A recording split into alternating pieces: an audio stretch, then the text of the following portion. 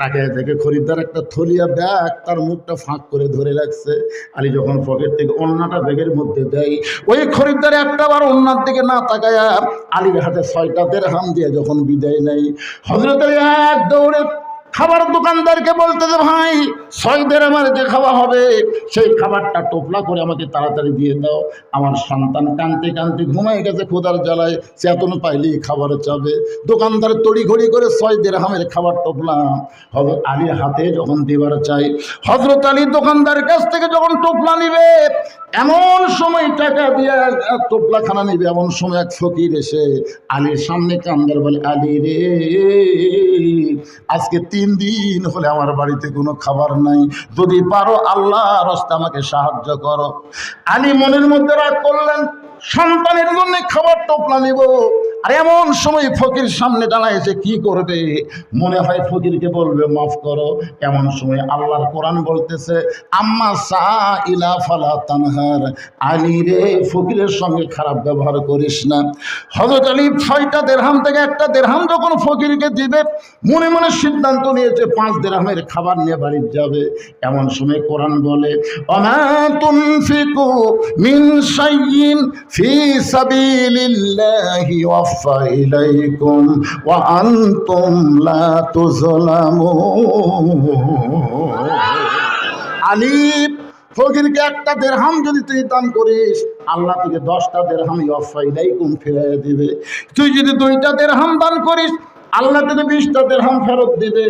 আলী রে, তুই যদি 6টা দিরহাম দান করে দিস, আল্লাহ তাআলা দুনিয়াতেই তোকে 60টা দিরহাম দিয়ে দিবে। হযরত আলীর কাছে সন্তান বড় না আল্লাহর কোরআন বড়? আল্লাহর কোরআনকে বিশ্বাস করে ফকিরকে 6টা দিরহাম যখন দিয়ে দেয়, ফকির হাসতে হাসতে যখন চলে গেছে, এমন সময় দোকানদার বলে, আলী ভাই, এই যে টোপলা করলাম, টোপলার খবর কি? আলী বলতে, সামান্য টোপলা নেই, কি করব? তুমি 2 বস্তা খাবার প্যাকেট করো। দোকানদারকে 2 বস্তা খাবার প্যাকেট করার কথা বলে হযরত আলী বাজারের মধ্যে ঘুরতেছে। এমন সময় এক ব্যক্তি উট নিয়ে আলীরে সালাম দিয়ে বলে, আলী ভাই, অযথা বাজারে ঘোরা তো জায়েজ নাই, এই উটটা তুমি কিনে নাও। আলী বলতেছে, একটা পয়সাও তোমার পকেটে নাই, উটটা কেমনে কিনবো? উটওয়ালা বলতেছে, 100 দিরহাম পাখিতে উটটা কিনেন, বিক্রি করে আপনি টাকা দেবেন। এত বড় সুযোগ আলীর জীবনে পাই নাই। 100 দিরহামে বাকিটা উটটা কিনে যেই মাত্র উটের বাজারে বিক্রি করতে যায়, এমন সময় খরিদ্দার এসে বলে, আলী ভাই, উটের দাম কত নেবেন? আলী বলতেছে, তুমি কত দিবার পারবা? বলে, বেশি দিলেও হবে না, কম দিলেও চলবে না, 160 দিরহাম তোমাকে দিয়া দিলাম। হযরত আলী 160 দিরহামে উটটা বিক্রি করে, উটওয়ালাকে 100 দিরহাম ফেরত দেয়, বাকি 60টা দিরহাম নিয়ে যেই মাত্র দোকানদারকে বলে, ভাইজান খবর কি? বলে, 2 বস্তা খাবার প্যাকেট করেছি, দাম কত হবে? বলে, 60টা দিরহাম দিলেই চলবে। হযরত আলী দোকানদারকে 60টা দিরহাম দিয়ে 2 বস্তা কান্দে নিয়ে বাড়ির দিকে রওনা দিলেন। মনের মধ্যে কত কামনা, আজকে ফাতেমা বড় খুশি হবে, কারণ অন্য বিক্রির টাকাতে বড় তোর 1 টোপলা খাবার, আর আমি 2 বস্তা খাবার নিয়ে বাড়ির দিকে যাই। যেই মাত্র হযরত আলী বাড়ির দরজায়, সঙ্গে সঙ্গে ফাতেমা, আগে দরজা একটু ভাজানো ছিল, কিন্তু এবার দরজাতেই ফাতেমা খিল ঢুকাইয়া দিল। আলী বলতেছে, ফাতেমা, দরজা খুলে দাও, 2 বস্তা খাবার নিয়ে এসেছি, দরজা খুলে দাও। ফাতেমা বলতেছে, দরকার হলে আমার হাসান হোসেন না খেয়ে মারা যাবে, কিন্তু আপনি 2 বস্তা কোথায় পাইলেন এটা আগে আপনাকে বলতে হবে। আর অন্য বিক্রি করে টাকা দিয়ে বড় তোর 1 টোপলা খাবার হবে, আপনি 2 বস্তা কোথায় পাইলেন আগে বলেন। আলী বলতেছে, ফাতেমা, আগে দরজা খোলো, তারপরে বলবো। ফাতেমা বলতেছে, আগে বলেন, তারপরে দরজা খুলবো। আলী বলতেছে, ফাতেমা, আগে খোলো, তারপরে বলবো। ফাতেমা বলতেছেন, আগে বলেন, তারপরে খুলবো। আপনি কি মনে করছেন 10,000 টাকা বেতন পান, 20,000 টাকা বাসা ভাড়া নেন? হাসিনার পিয়নের 400 কোটি টাকা মাথায় ঘরে। এটা কিন্তু আমরা বলতেছি না, হাসিনা নিজেই বলছে। তোর এখন কথা ঠিক কিনা? হ্যাঁ, কি কথা বলে, একটা পিয়নের 400 কোটি টাকা, 10,000 টাকা বেতন পায়, 20,000 টাকা বাসা ভাড়া দেয়। আপনি বলেন তো, বউ যদি ফাতেমার মতন সজাগ হতাই, অন্য বিক্রির টাকা দিয়ে 1 টোপলা খাবার হবে, 2 বস্তা কোথায় পাইলা না বলা পর্যন্ত দরজা খুলবো। এরকম সজাগ বউ হলে কোনো দুর্নীতি করার সুযোগ আছে? জোরে বলেন আছে? আলী বলতেছেন আগে দরজা খোলো তারপরে বলবো। ফাতেমা বলতেছে আগে বলেন তারপর, আগে বলেন তারপরে খুলবো। এমন সময় আল্লাহর কোরআন আলীর সামনে এসে বলতেছে, আর রিজালু কাওয়ামুনা আলান নিসা, পুরুষ থাকবে নারীদের উপরে। কার কথা? এটা আমার কথা না, আল্লাহর কথা। পুরুষ নারীদের উপরে থাকবে। আমরা 15.5 বছরের আগে 5 বছর, তার আগে আবার 5 বছর, তার আগে আবার 5 বছর, মানে এরশাদ চাচা যাওয়ার পর থেকে আমরা আর কোনো মরদ পাইনি ভাই।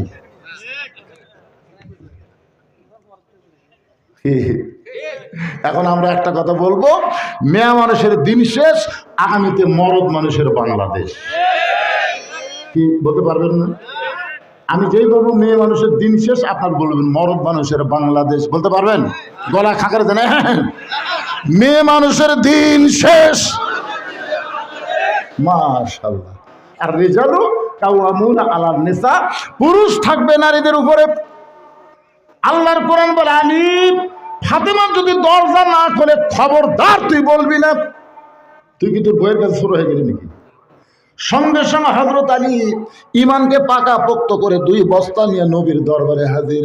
নবী তখন বসেছিলেন, আলীর কাঁধে 2টা বস্তা থেকে নবী আমার উঠে এসে আলীর কপালে একটা চুমা দিলেন। সুবহানাল্লাহ বলেন। চুমা দিয়ে বলতেছে, আলী তোর খুবই কষ্ট হচ্ছে। এই বলে নবী আমার কাঁধ থেকে 2 বস্তা নামায় নিলেন। নবী কে, আলী রে তোর কপালে চুমা দিলাম, 2 বস্তা কাঁধর থেকে নাম নিলাম, তোর মুখত হাসি দেখে না কেন? তোর মুখত কোনো হাসি নাই, বেজার কেন? হুজুর আপনি খুবই ভালো হুজুর, কিন্তু আপনার মেয়ে তো ভালো না। রাসূল শাহাদাত আঙ্গুল তুলে বলে, আলী সাবধান হয়ে যাও, যেই কথা একবার বলেছ এই কথাটা 2বার মুখে আনতে পারবে না। আলী রে, আমার ফাতেমা যদি দরজা খুলতো তাহলে তুমি কি আমার কাছে আসতে? আলী বলে, হুজুর দরজা খুললে কেমনে আসবো? এই জন্য আমার মেয়ে দরজা খোলে নাই, কারণ দরজা না করলে তুই আমার কাছে আসবি। আলী বলে, হুজুর আপনার কাছে আসার কারণ কি? বলে, কারণ হলো 4টে। 1 নম্বর কারণ, আলী তুই কি বলতে পারিস ফাতেমার ওন্না কোন খরিদ্দার কিনেছে? আলী তুই কি বলতে পারিস কোন ফকির তোর কাছে ভিক্ষা চাইছে? আলী রে তুই কি বলতে পারিস কে তোর কাছে উট বিক্রি করলো বাকিতে? আবার কে তোর কাছ থেকে উট কিনে নিল? আলী বলতেছি, ইয়া রাসূলুল্লাহ আমি কিছুই জানি না, আমি কিছুই জানি না। রাসূল বলেন, কান্দিস না, আনা মাদিনাতু ইলমি ওয়া আলিউ বাবুহা, আমি হচ্ছে ইলমের শহর আর তুই আমার দরওয়াজা। লিল্লাহি তাকবীর। কান্দিস না, কান্দিস না, বস বস, আমি রাসূল তোকে জানাবো, আমি তোরে জানাবো রে পাগলা। কে তোর কাছ থেকে অন্যা কিনলো? কে আবার তোর কাছে ভিক্ষা নিল? কে উট তোর কাছে বিক্রি করলো? আবার কে উট কিনে নিল? আমি নবী তোকে জানাবো। এই জন্যই তো আমার মেয়ে দরজা খোলেনি। সঙ্গে সঙ্গে আলী বসে বলতেছে, হুজুর আপনি হলেন ওস্তাদ, আমি হলাম ছাত্র। ইন্নি বয়স্তু মুআল্লিমান, রাসূল বলেছে নিশ্চয় আমি শিক্ষক হিসাবে দুনিয়াতে প্রেরিত হয়েছি। লিতাম্মিমা মাকারিমাল আখলাক, আমার মাদ্রাসার যারা ছাত্র তারা চরিত্রের সার্টিফিকেটে গোল্ডেন A+ পায়। ধরে কোন কথা ঠিক কিনা? আপনার বলেন তো এই মাদ্রাসার ছাত্রের খবর কি? খালি ভালো একেবারে। এই যে মাঘ মাসে এবার শীত গেল না 2-3 দিন, আমি আমার মাদ্রাসার ফিল্ডে চেয়ার নিয়ে বসে আছি, রোদ পোয়াচ্ছি, রোদ। ইতিমধ্যে একটা ছেলে পড়তে পড়তে বার হয়ে আসলো। তাই বললাম, কে রে বাবা সবাই পড়তেছে তুই বার হলি কেন? তখন বলে, হুজুর আমি বললাম 3 কিরি, মানে আমার আলিয়ার ছাত্র তো এটা বুঝিলেন। তো বলে, হুজুর 1 হলো পেশাব, 2 হলো পায়খানা, আর 3 হলো ওযু থাকে না ফিস, ওযু থাকে না ফিস।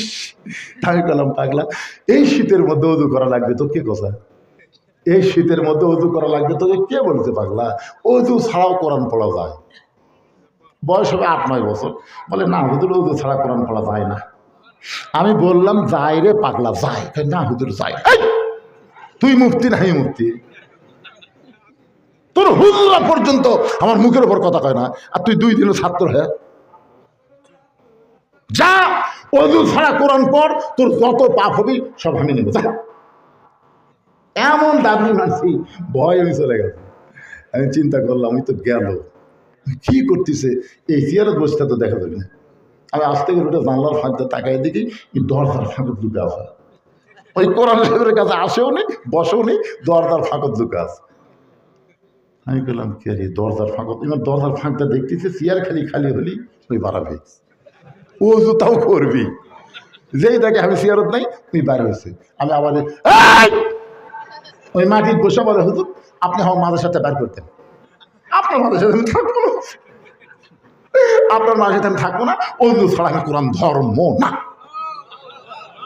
আমি দৌড়ে গিয়ে বুকের মধ্যে নিয়ে বললাম বাজার,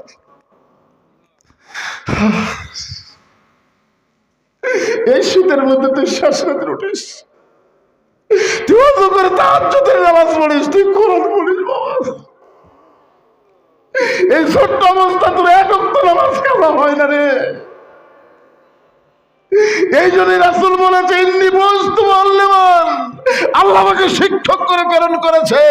আমার মাদ্রাসায় যারা ছাত্র হবে তারা সবাই চরিত্রে গোল্ডেন A+ হবে। জোরে করে সুবহান। অত সেই মাদ্রাসার জন্য আজকে আমাদের কত কষ্ট, এই মাদ্রাসার ওস্তাদের কত কষ্ট। আমার মাদ্রাসার ছাত্রকে ভর্তি করে দিছে, ওস্তাদ দিকে ওরে পেশাবখানা নিয়ে আসছে। আমি বললাম হুজুর কেন? হুজুর আগে পেশাব করার শিকার লাগবে হুজুর, ই তো বাড়িতে কিছু শিখেনি আর হামা করে শিকার লাগবে। কি হয় পায়জামার চেন খোলা লাগবে, আর লুঙ্গি পরা থাকলে কত দূর পর্যন্ত লুঙ্গি তোলা যাবে, হাঁটু বার করে দেবে না। ছোট বাচ্চার হাঁটু বার করে এরকম ঘুষে যন্ত্র বার করে ওপর থেকে তলে মারা লাগবে, এক ফোঁটা যেন কাপড়ত না ভরে। এখন পেশাব করে যেন শেষ 3 বার কাশি দিবি, আঙুলটা দেখবি মাল আছে কিনা, যদি থাকে তাহলে টয়লেট পেপারটা মুছে পানি খরচ করে উযু করবি। লা ইয়ামাসসুহু ইল্লাল মুতাহহারুন, স্পর্শই করবি না যতক্ষণ পবিত্র না হবে।